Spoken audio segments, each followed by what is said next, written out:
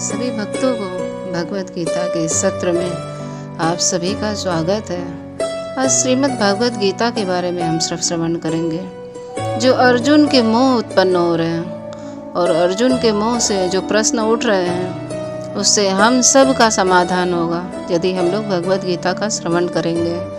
भगवत गीता श्रवण करने से भगवान जो उनको समझा रहे, गीता का उपदेश दे रहे हैं, उससे हमारे भी मोह शोक दूर हो जाएंगे। हमें जीवन जीने का एक तरीका पता चलेगा भगवत गीता श्रवण करने से। यहाँ भगवत गीता का जो भी श्रवण हम लोग करेंगे, उसमें हर एक बात के लिए, हर एक चीज़ के लिए यहाँ पर हमारे समाधान का उपस्थित है। तो आइए हम सब भगवत गीता का पहला अध्याय का श्रवण करते हैं। उन उपस्थित संपूर्ण बंधुओं को देखकर वे कुंती पुत्र अर्जुन अत्यंत करुणा से युक्त होकर शोक करते हुए यह वचन बोले। अर्जुन बोले, हे कृष्ण, युद्ध क्षेत्र में डटे हुए युद्ध के अभिलाषी इस स्वजन समुदाय को देखकर मेरे अंग शिथिल हुए जा रहे हैं और मेरा मुख सूखा जा रहा है तथा मेरे शरीर में कंप एवं रोमांच हो रहा है। हाथ से गांडीव धनुष गिरा जा रहा है और त्वचा मेरी जल रही है तथा मेरा मन भ्रमित सा हो रहा है, इसलिए मैं खड़ा रहने को भी समर्थ नहीं हूँ। हे केशव, हे गोविंद, मैं लक्षणों को भी विपरीत देख रहा हूँ तथा युद्ध में स्वजन समुदाय को मारकर कैसा कल्याण हो सकता है, मैं कल्याण नहीं देखता। हे कृष्ण, मैं न तो विजय चाहता हूँ न राज्य का सुख चाहता हूँ। हे गोविंद, हमें ऐसे राज्य से क्या प्रयोजन है अथवा ऐसे भोगों से और जीवन से क्या लाभ है। हम जिनके लिए राज्य भोग और सुख आदि अभिष्ट है, वही ये सब धन और जीवन की आशा को त्याग कर युद्ध में खड़े हैं। गुरुजन, ताता, ताऊ, चाचा, लड़के, उसी प्रकार दादा, मामा, ससुर, पौत्र, साले और भी संबंधी लोग। हे मधुसूदन, मुझे मारने पर भी अथवा तीनों लोगों के राज्य के लिए भी मैं इन सबको मारना नहीं चाहता। फिर भी पृथ्वी के लिए तो कहना ही क्या है। हे जनार्दन, धृतराष्ट्र के पुत्रों को मारकर हमें क्या प्रसन्नता होगी। इन नाता ताइयों को मारकर तो हमें पाप ही लगेगा। अतएव हे माधव, अपने ही बांधव धृतराष्ट्र के पुत्रों को मारने के लिए हम योग्य नहीं हैं, क्योंकि अपने ही कुटुंब को मारकर हम कैसे सुखी होंगे।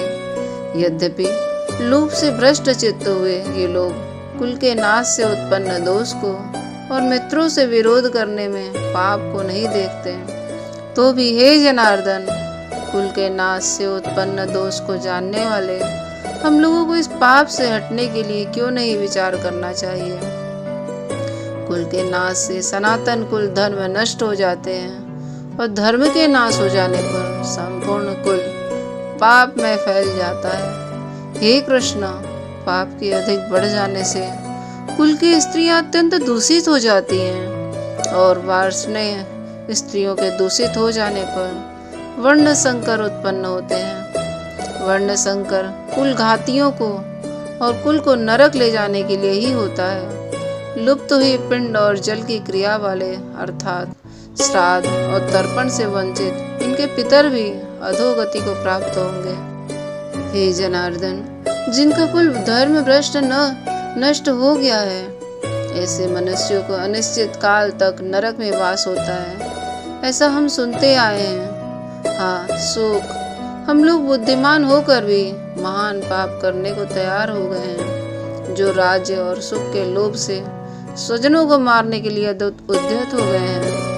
यदि मुझ शस्त्र रहित एवं सामना न करने वाले को शस्त्र हाथ में लिए धृतराष्ट्र के पुत्र रण में मार डालें, तो मरना भी मेरे लिए अधिक कल्याणकारक होगा। संजय बोले, रणभूमि में शोक में उद्विग्न मन वाला अर्जुन इस प्रकार कहकर बाण सहित धनुष को त्याग कर रथ के पिछले भाग में बैठ गया। इस प्रकार श्रीमद् भगवत गीता के पर्व के अंतर्गत ब्रह्म विद्या एवं योग शास्त्र रूप श्रीमद् भगवत गीता उपनिषद श्री कृष्ण अर्जुन संवाद से अर्जुन विषाद योग नामक पहला अध्याय पूरा हुआ। अब हम भगवत गीता का दूसरा अध्याय का श्रवण करेंगे। इसके अध्याय का नाम है गीता का सार। इस अध्याय में अर्जुन को युद्ध के लिए उत्साहित करते हुए भगवान के द्वारा नित्यानित्य वस्तु के विवेचन पूर्वक सांख्य योग, कर्म योग एवं स्थित प्रज्ञ की स्थिति और महिमा का प्रतिपादन किया गया है। संबंध पहले अध्याय में गीता के उपदेश की प्रस्तावना के रूप में दोनों सेनाओं के महारथियों का और उनकी संकुधनी का वर्णन करके अर्जुन का रथ दोनों सेनाओं के बीच में खड़ा करने की बात कही गई।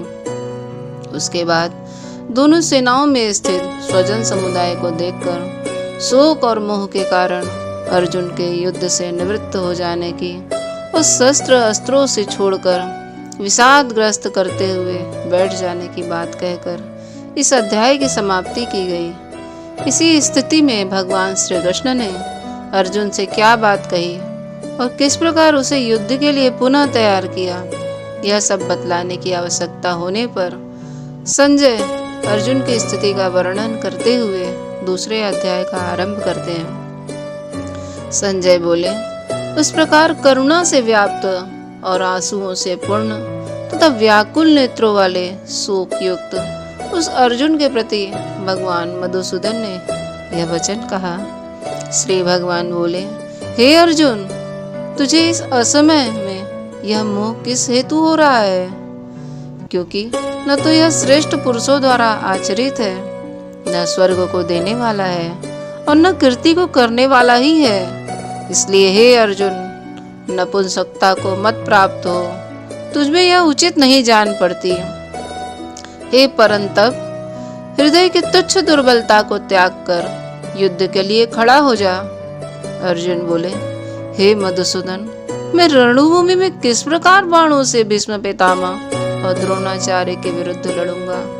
क्योंकि हे हरिसूदन, वे दोनों ही पूजनीय हैं। इसलिए इन महानुभावों गुरजनों को न मारकर मैं इस श्लोक में भिक्षा का अन्न भी खाना कल्याणकारी समझता हूँ। क्योंकि गुरजनों को मारकर भी इस श्लोक में रुधिर से सने हुए अर्थों और काम रूप भोगों को ही तो भोगूंगा। संबंध इस प्रकार अपना निश्चय प्रकट कर देने पर जब अर्जुन को संतोष न हुआ और अपने निश्चय में शंका उत्पन्न हो गई, तब फिर वे कहने लगे। अर्जुन कहने लगे, हम यह भी नहीं जानते कि हमारे लिए युद्ध करना और न करना इन दोनों में से कौन सा श्रेष्ठ है। अतः यह भी नहीं जानते कि उन्हें हम जीतेंगे या हमको वे जीतेंगे। और जिनको मार कर हम जीना भी नहीं चाहते, वे ही हमारे आत्मीय धृतराष्ट्र के पुत्र हमारे मुकाबले में खड़े हैं। इसलिए कायरता रूप दोष से अपहत हुए स्वभाव वाले तथा धर्म के विषय में मोहचित्त हुआ मैं आपसे पूछता हूँ कि जो साधन निश्चित कल्याणकारक हो वह मेरे लिए कहिए, क्योंकि मैं आपका शिष्य हूँ, इसलिए आपके शरण में हूँ। मुझे शिक्षा दीजिए, क्योंकि भूमि में निष्कंटक धन धान्य संपन्न राज्य को और देवताओं को स्वामीपन को प्राप्त होकर भी मैं इस उपाय को नहीं देखता हूँ जो मेरी इंद्रियों को सुखाने वाले सुख को दूर कर सके।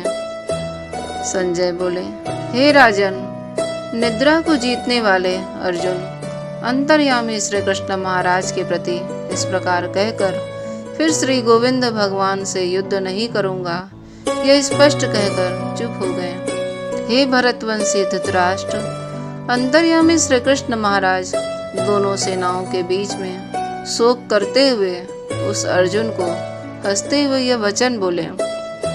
संबंध उपयुक्त प्रकार से चिंताग्रस्त अर्जुन ने जब भगवान के शरण होकर अपने महान शोक की निवृत्ति का उपाय पूछा और यह कहा कि इस लोक और परलोक का राज्य सुख इस शोक की निवृत्ति का उपाय नहीं है, तब अर्जुन को अधिकारी समझकर उसके शोक और मोह को सदा के लिए नष्ट करने के उद्देश्य से भगवान ने पहले नित्य और अनित्य वस्तु के विवेचन पूर्वक सांख्य युग की दृष्टि से भी युद्ध करना कर्तव्य है ऐसा प्रतिपादन करते हुए सांख्य निष्ठा का वर्णन किया।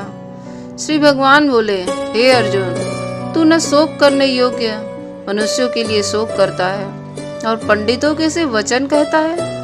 परंतु जिनके प्राण चले गए हैं और जिनके लिए प्राण नहीं रहे और जिन उनके लिए भी तो पंडित जन शोक नहीं करते। संबंध पहले भगवान आत्मा की नियंता और निर्वाहकारिता का प्रतिपादन करके आत्मदृष्टि से शोक करना अनुचित सिद्ध करते हैं।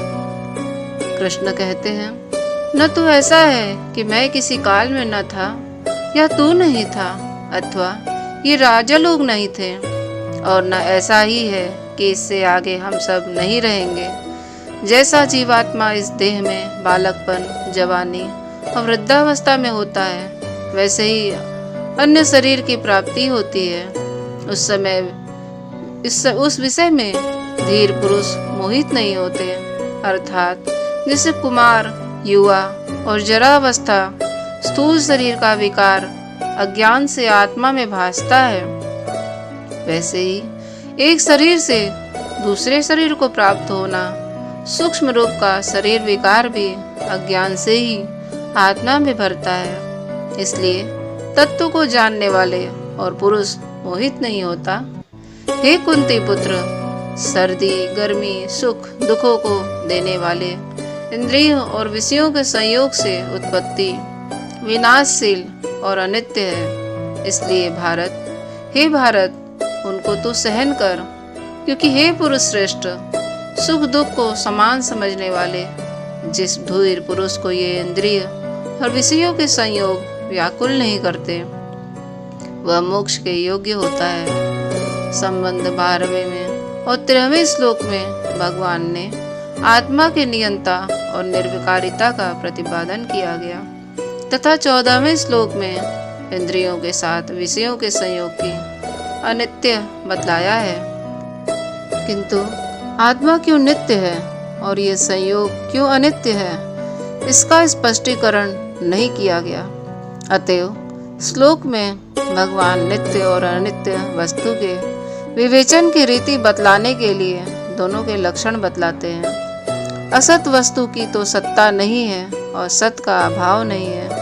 इस प्रकार इन दोनों का ही तत्वज्ञानी पुरुषों द्वारा देखा गया है। नाश रहित तो तू उसको जान, जिससे यह संपूर्ण जगत दृश्य वर्ग व्याप्त है। इस अविनाशी का विनाश करने में कोई भी समर्थ नहीं है। इस नाश रहित अप्रमेय नित्य स्वरूप जीवात्मा के ये सब शरीर नाशवान कहे गए हैं। इसलिए हे भरतवंशी अर्जुन, तू युद्ध कर।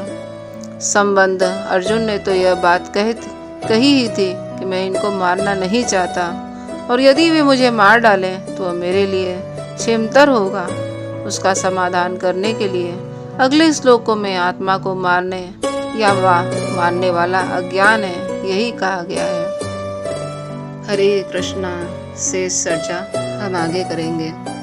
ये कार्तिक महीना चल रहा है भक्तों, और कार्तिक महीना में भगवत गीता पढ़ने का बहुत ही लाभ है। स्कंद पुराण में ब्रह्मा जी कहते हैं, कार्तिक मासे विपेंद्र यस्तु गीतां पठे नर तस्यं पुण्यफलं वक्तुं मम शक्ति न विद्यते। गीतायास्तु समं शास्त्रं न भूतं न भविष्यति। सर्वापाः परा नित्यं गीतको मोक्षदायिनी। स्कंद पुराण में ब्रह्मा जी के ये वचन है, अर्थात जो मनुष्य कार्तिक मास में प्रतिदिन गीता का पाठ करता है, उसके पुण्य फल का वर्णन करने की शक्ति मुझ में भी नहीं है। गीता समान कोई शास्त्र न तो हुआ है और न होगा। एकमात्र गीता ही सदा सब पापों को हरने वाली और मोक्ष देने वाली है। गीता के एक अध्याय का पाठ करने से मनुष्य घोर नरक से मुक्त हो जाता है, जैसे जड़ ब्राह्मण को मुक्त हो गया था। हरे कृष्णा। तो इतना सुंदर है ये गीता पढ़ना, हम सब के लिए कितना आवश्यक है।